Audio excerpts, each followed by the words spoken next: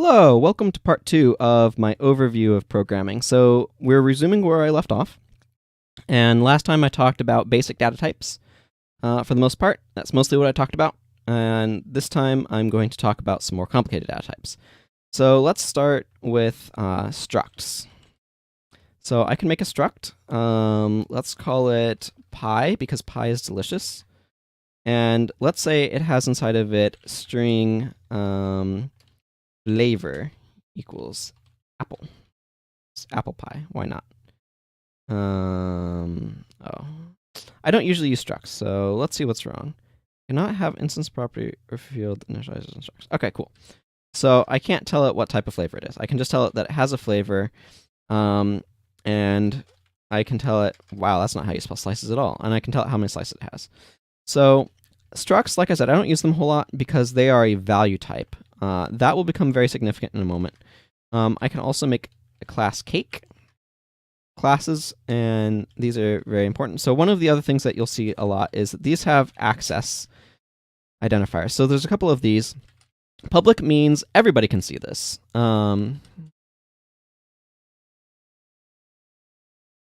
So like I can make this be vanilla cake. So this is one of the initial starting differences right away, is I can tell it what initial value is going to be assigned to flavor. I cannot do that in the same way with pie. So I think I can make a constructor. So this is a function that will be called when it's made. Explicit parameterless construct. Right, well, whatever. Like I said, I don't use structs very much because I don't like them because they have reasons. You can definitely do that with cake, though. So let's see. There's public, there's private. So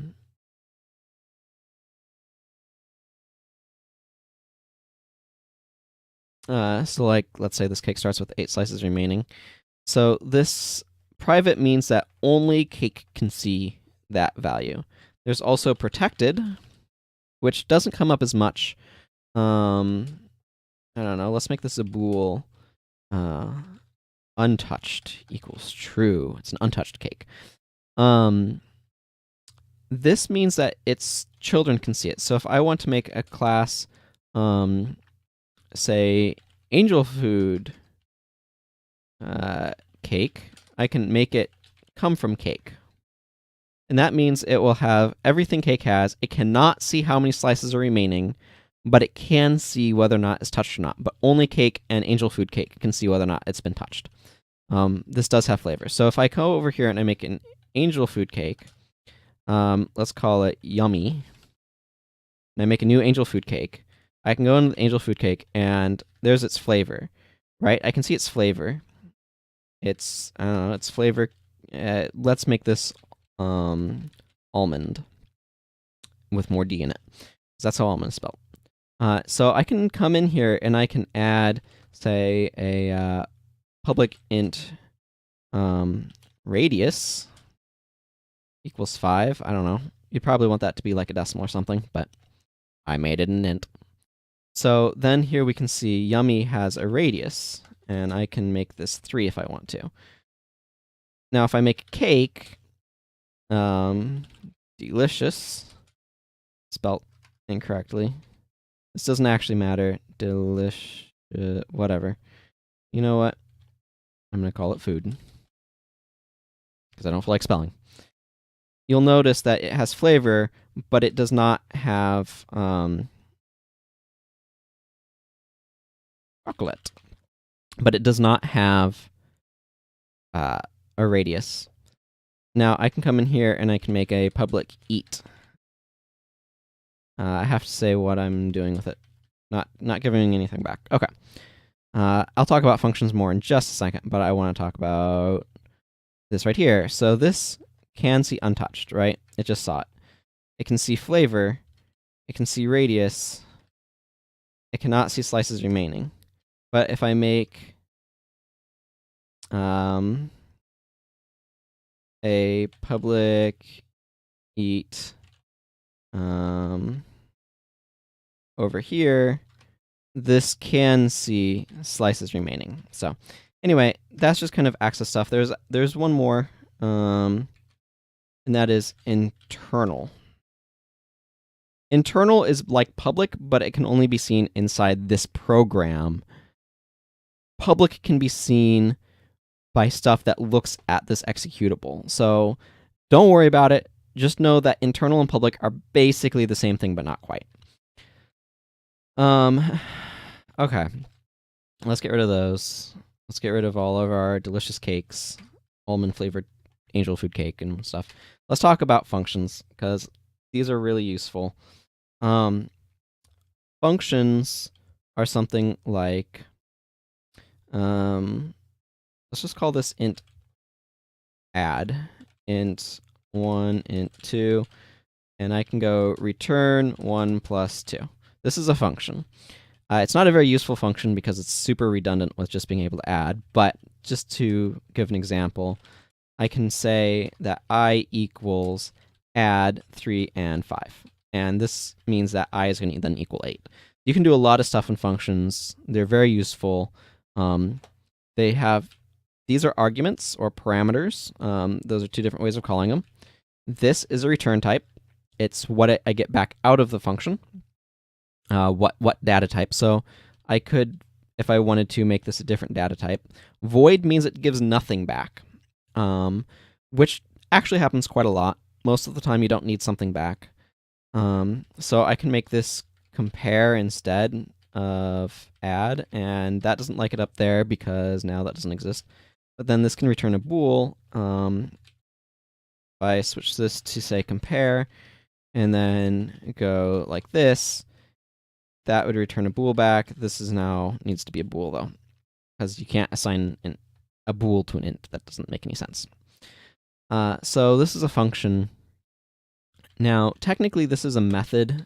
It is called off of this class, because remember, this is a class. So I can make a class cake. So that's what I was doing earlier. Whoop, don't need parentheses after that. And if I have, let's see, a private int slices equals 8. Let me start with 8 slices, and then I have public bool eat.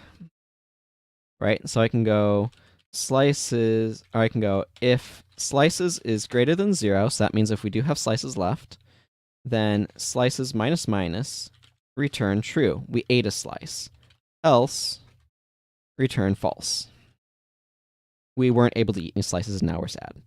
So then if I go over here, I can make a cake. And I can go cake.eat. Right? So this is looking at the data on cake. This particular cake. I can make another cake. Let's call this one cake backwards, because we're not being creative right now. And I can go ikac.eat. And each one of these will eat from their own set of slices. You can make it so that way all cakes have the same set of slices, and that would be making this static. You can also have like a const public int slices max equals 16, and then, except I think, is public redundant with const? Oh. Public needs to go before const. Sometimes order matters with these, sometimes it doesn't. That's why IntelliSense is useful. It'll tell you if you flubbed up the syntax, and lets you fix it easily. So then, like, now, no matter which cake I eat from the same set of slices. I have one cake in different appearances. That can be really useful for certain things. I can also go cake with capitals dot slices max, and that's going to have the maximum number of slices that I have because it's a const. That's the same sort of thing like when I went int dot max value. That's the same sort of thing. I should actually mention while I'm thinking about it, you can write integer values in hexadecimal. This can be useful. It's just preceded with a 0x. And hexadecimal is useful because what you'll find is hexadecimal, actually, as a brief overview, is a 16 digits and goes 0 to F. So 0, 1, 2, 3, 4, 5, 6, 7, 8, 9, A, B, C, D, E, F. So that's a maximum value of 15 per digit as opposed to 9 per digit. And it's very useful because it corresponds very well to binary. So just as a quick example, this is a block comment when you start with /*. // is a single line comment. That means the comment ends after a line, but this one, it ends when you tell it to close. It's useful. I usually will use single line comments. Block comments are useful if you're making longer things. And let me scroll this up more into the middle of the screen.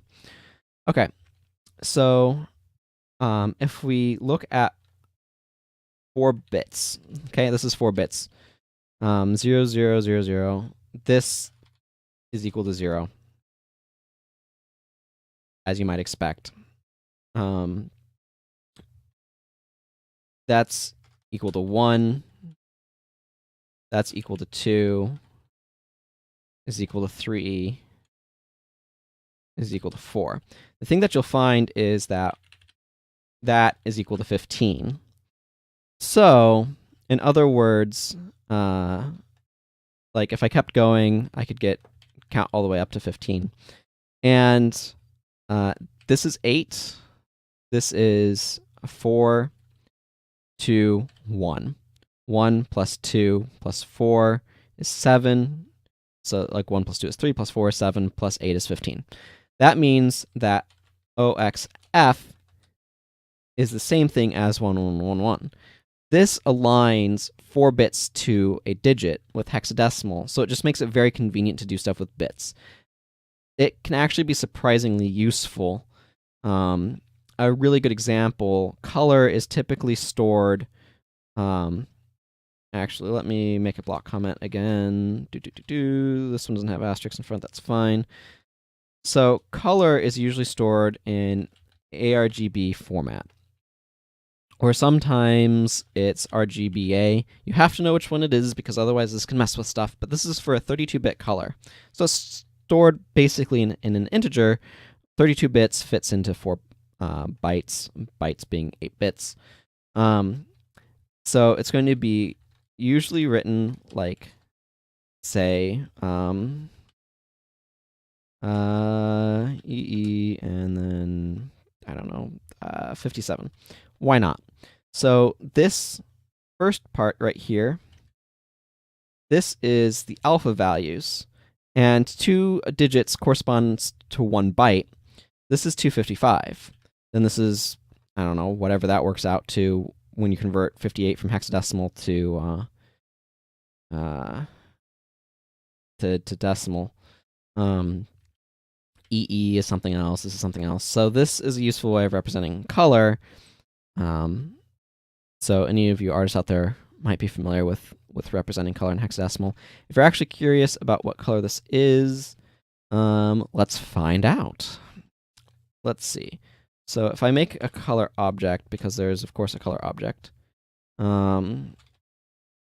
actually color.from ARGB, OX, FF 58, EE 57. Capitalization doesn't matter, by the way. And I need to cast this into an int because it's a uint, or do I need to cast it the other way? Okay, what are you expecting? You want an int.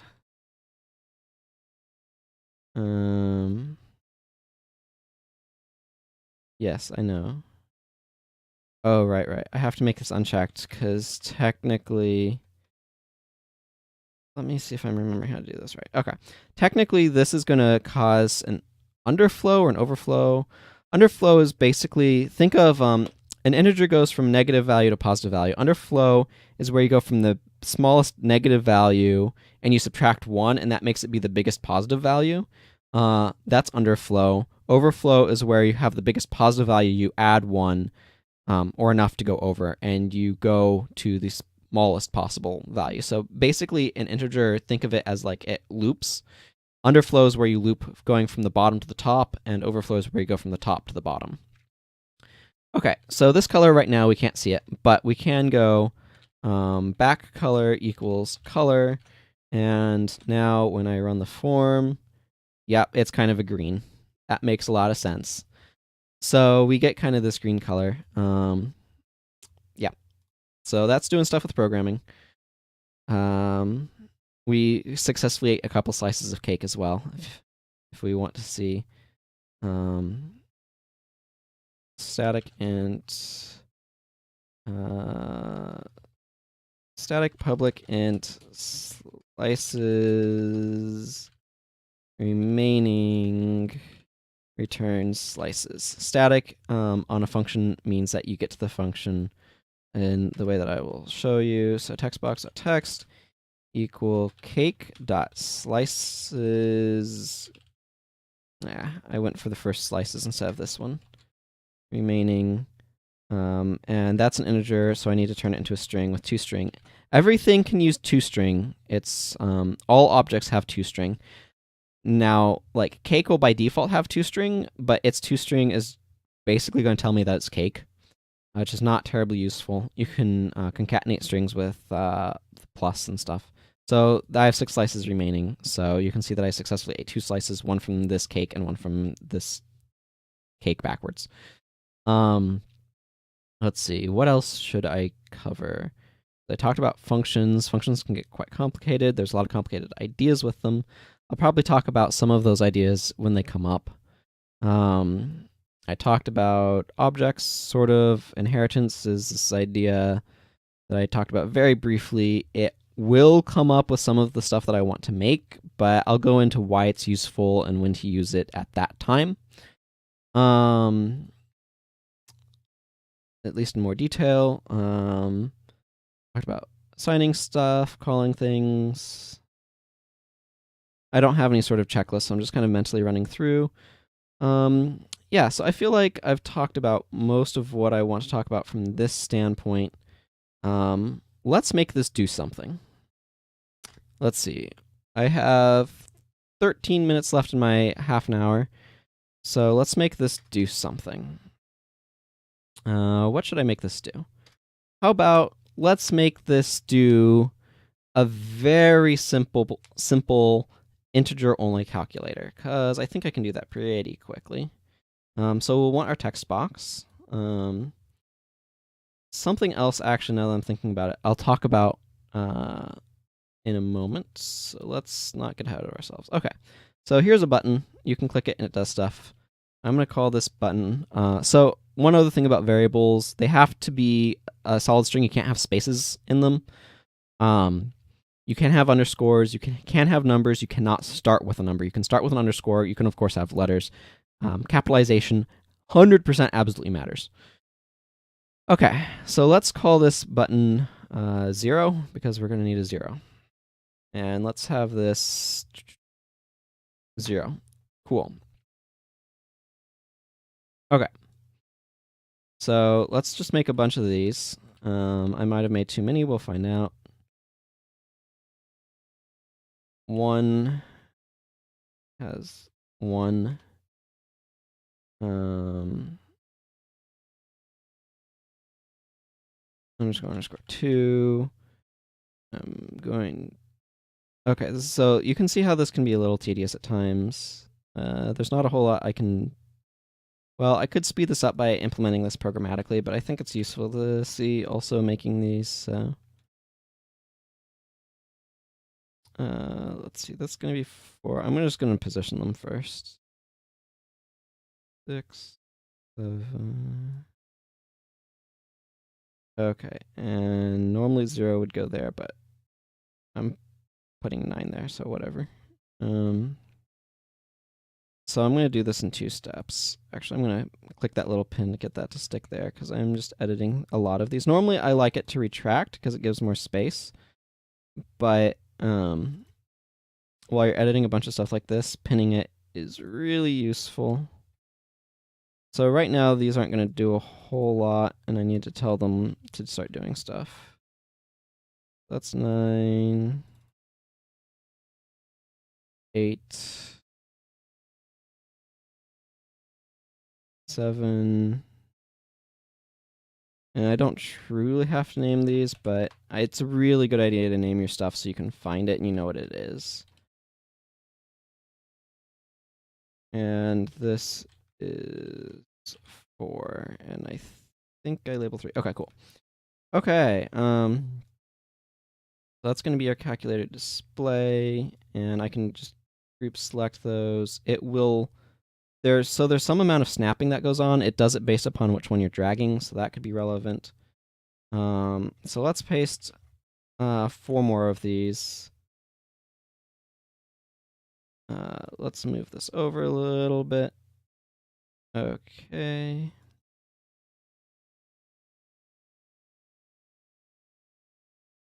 And okay.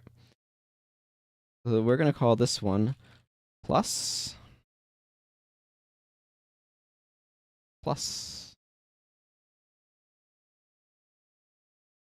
minus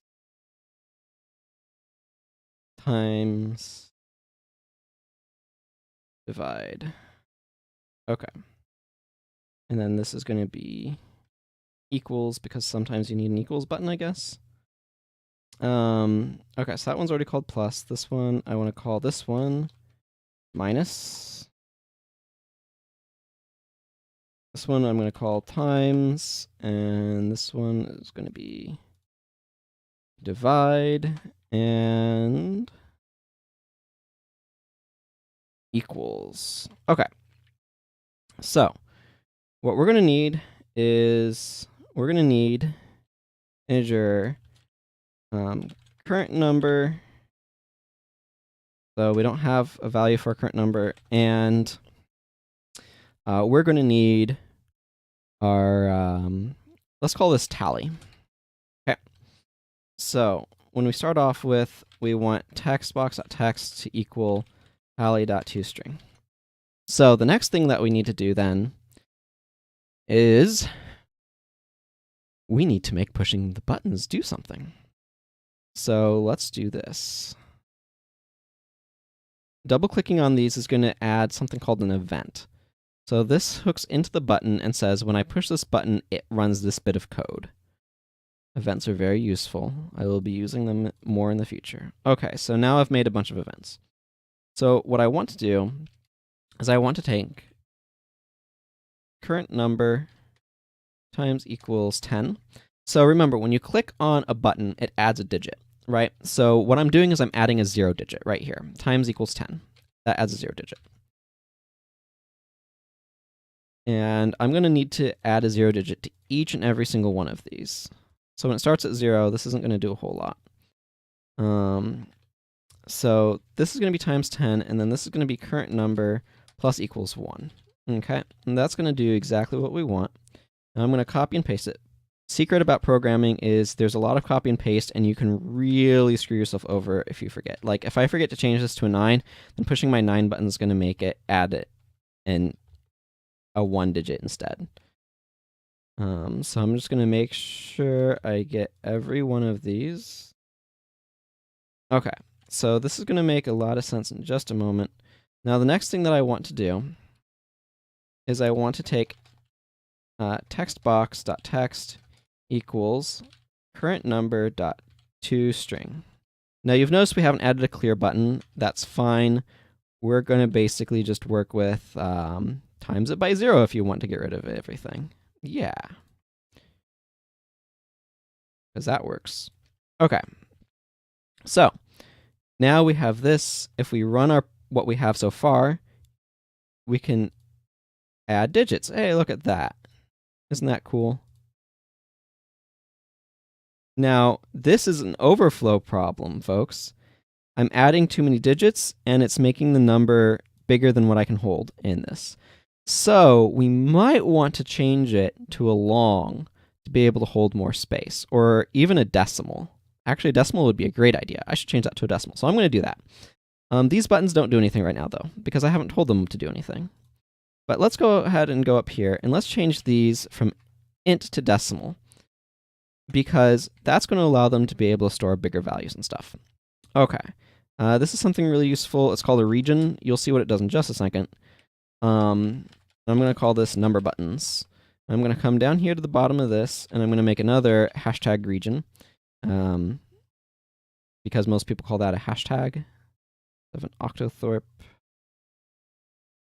That's not region, that's an end region. There we go. So number buttons now gets hidden underneath this thing. This makes this a lot shorter. We know it's under there. We don't need to look at it when we're in our file. So it's really important to have good file management, as it were.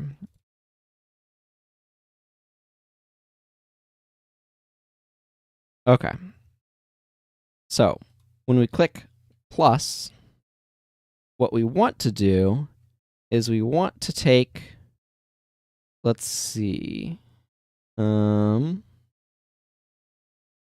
I'm going to need to think about how I want to do this. So I'm going to need to make an enum. An enum is kind of like an integer that has specific labels for the values. And so instead of calling it 0, we call it, and we're going to call this operation. So this is going to be this is actually a simple calculator, believe it or not. So we're going to call this add, subtract, multiply, and divide. There. Okay. And I don't need a semicolon on the end of that, but it feels like I should. So these all have values. That's not what we care about. What we care about is we want we want operation, current operation, and let's add a none. Okay, so this equals operation.none by default. We don't have an operation. So what happens then when we click an operation is we need to go and we need to do this. So if operation, actually, this is a really good spot to make another class. So we're going to make a class, and we're going to call this void operation complete. And what this is going to do, it's going to say if current operation is not equal operation.none, and this is what we're going to do right here. Is this is just going to call operation complete. Okay, so that's calling a function. And so what we're going to do now is we're going to say, okay, if our current operation is not none, then let's switch on, actually, never mind. Let's just switch on current operation, because this is faster. So default is what it should do if the value you put in there is not a case. And then you can just immediately flow into none. So what do? We don't do anything. If there's no operation, then there's nothing to do. Actually, what we should do is we should go tally equals current number. Okay. I think that's what we want to do. At the end of this, we should set the current operation to operation.none, by the way. Okay. Case. Operation.add. We want to take tally plus equals current number break. The other thing, actually, what we should probably do is then set current number equal to 0 afterwards as well. This is how programming works. You kind of figure out what you want as you go. Tally divide equals current number break case operation dot multiply is tally times equals current number break and case operation dot subtract tally minus equals current number, and I know this is at the bottom of the screen. Okay, So I can add a comment that says, do some math, probably. Okay, and I want to take this at the start of every one of these. And then I want to go current operation equals operation add. Okay, and I want to go over here and I want to go current operation equals operation subtract. Current operation equals operation dot multiply. And I think the only one of these that I've named the exact same thing is divide. So that shows you how flexible English is. Okay, so if I've done this correctly, what will happen? I don't know. Let's find out. Let's see what happens. So if I go 12 plus 3 equals... Oh, okay. So I think I also want to have textbox.text equals tally.toString. Okay. And this is another part of programming. You'll do stuff, and sometimes it works, sometimes it doesn't. Hey, looks like I got divide by 4 equals wop wop. Okay. So obviously this doesn't chain very well. But if I went 14 plus 2 divided by 4 equals, it gets me 4, which is what it should do because that's what that is. Now, at this point, I've kind of zeroed out current number. So if I try to continue doing things, it starts from a blank slate, right? So this is going to treat it as 0. So it's not perfect, but it gives you a rough idea of how it works. So there's a couple of final things that I want to quickly cover because I know I'm going a little over that half an hour, but that's probably to be expected too. Is this little icon right here doesn't look very good. Neither does the name. So let's make a new icon and let's name it. So we can go here to properties, and there's a lot of stuff in here. Settings, for example, can save data. We're not going to worry about that. We are going to worry about resources. Hooray! We want to add icons. Resources are really useful. You can add stuff. I want to add a new icon. We're going to call it program icon. Now, my personal recommendation, because you can see there's a lot of different layers to this icon, and editing all of these is a giant pain in the rear end. What you're going to generally see me do at the start of an actual program is I'm going to already have the solution up, and I'm probably going to make the program icon. I recommend making it in paint.net because you can just save icons, and you can be like, I made a picture, save icon. Here's the different icons layers that I want, and automatically just save it out. I'm not going to show it in this video. It's very easy to do, though, and I might show it in a future part if people really want to see it. It's not hard, though.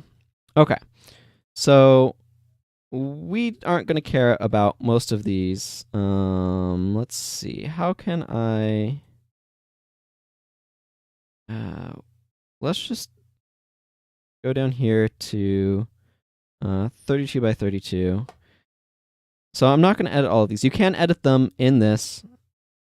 That's transparent, the greenish teal color, whatever you want to call that. The ambiguous, is it blue or is it green color? And let's see, I should have, where's my editing tools? Or can I not edit those? Okay. I get edit tools for these. Where are my edit tools for this? Whatever. You should be able to edit it. I don't know why I can't. Let's just go over to this guy. Just to show you briefly, like this is super simple paint tools. You can just, I'm drawing in a boring gray. Let's use this and this to erase everything. And let's use this and this to make a box. Yay, we made a box. So this is not an optimal icon. I'm just showing you how resources work. And in the future, I'm going to be, and they show up right here, I'm going to be making these out of something better. I'm going to make this smaller because this is huge. So you can change the name that's seen right here with text. So we're going to call this simple calculator. You can obviously see that I thought it was bad. Then this right here, this has a different icon for a different program that I was working on. Oh no, you can see too many things. Okay, well, navigate to the icon you want. We're just going to use this icon because it's there. And you can also go over in our overview, our application settings, our default icon. You can set it right there. So anyway, that's a rough overview of how all of this works. And now when we run it, by the way, you'll see that we have my little R icon there, and it shows up there as well. So, yep, that's the simple what I want to cover. Okay, so this should be, I think, enough of an overview. Like I said, my intention is when I start working on a project, I'll start with just the form, but I'll have already made the solution, and I've already probably set up the icon. So that covers it. So take care, everyone. Bye-bye.